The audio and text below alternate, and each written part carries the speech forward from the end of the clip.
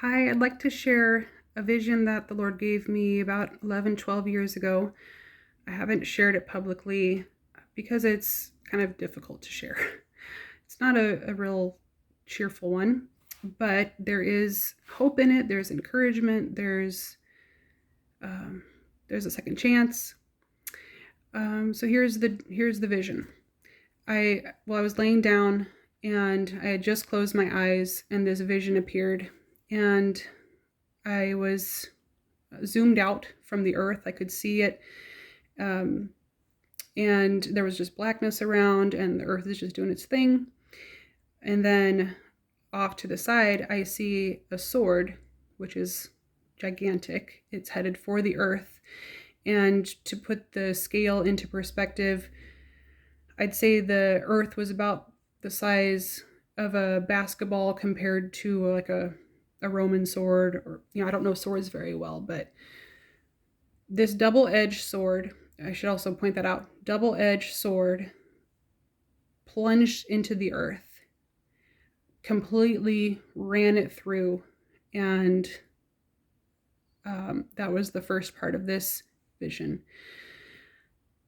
The second part, this is where things get a little more tough, is I was at ground level where the sword had plunged in. And from that gash, blood sprang up, and it was a monumental amount. It was not just a little bit, it was a lot. It was overwhelming. As the blood came up, it came together and formed riders on horses, and these were warriors. These were blood warriors, or that's what I'm going to call them because I don't know what they were, but the blood itself formed into warriors on horseback who had swords. These warriors, so the blood comes up, forms into riders on horseback, and as the horses land, they hit the ground running, and they start chasing people, and it spreads over the earth, and these riders, these warriors, start cutting people down with their swords.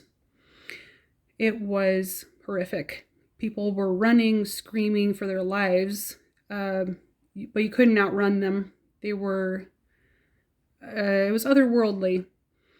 And that is the second part. That's really all I saw.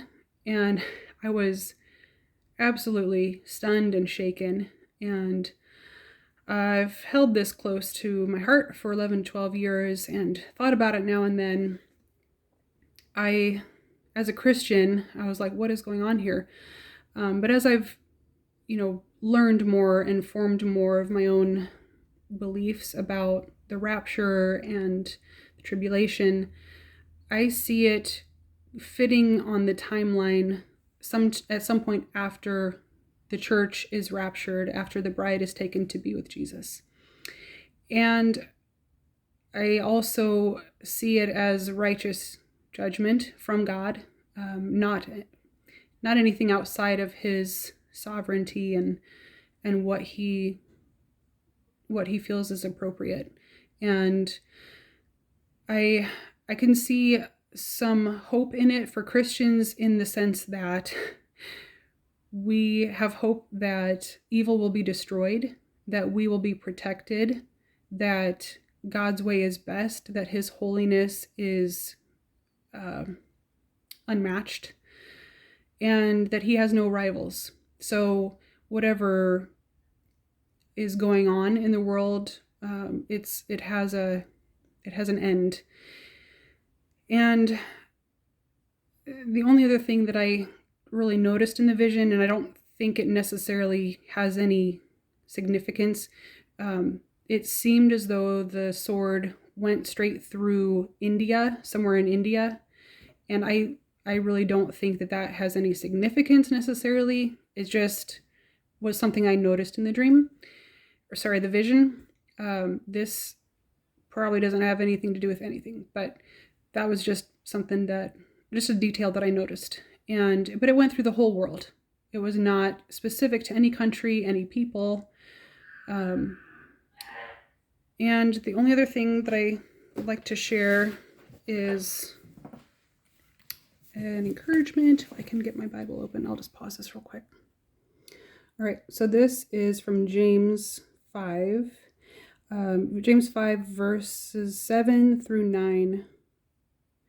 Be patient then, brothers, until the Lord's coming. See how the farmer waits for the land to yield its valuable crop, and how patient he is for the autumn and spring rains. You too, be patient and stand firm, because the Lord's coming is near. Don't grumble against each other, brothers, or you will be judged. The judge is standing at the door. It's hard to be patient. We want to go home. A lot of us are ready for Jesus to come, as so many generations have been in the past, but we're encouraged to be patient, and he is coming soon. So I just want to encourage you, if your relationship with the Lord is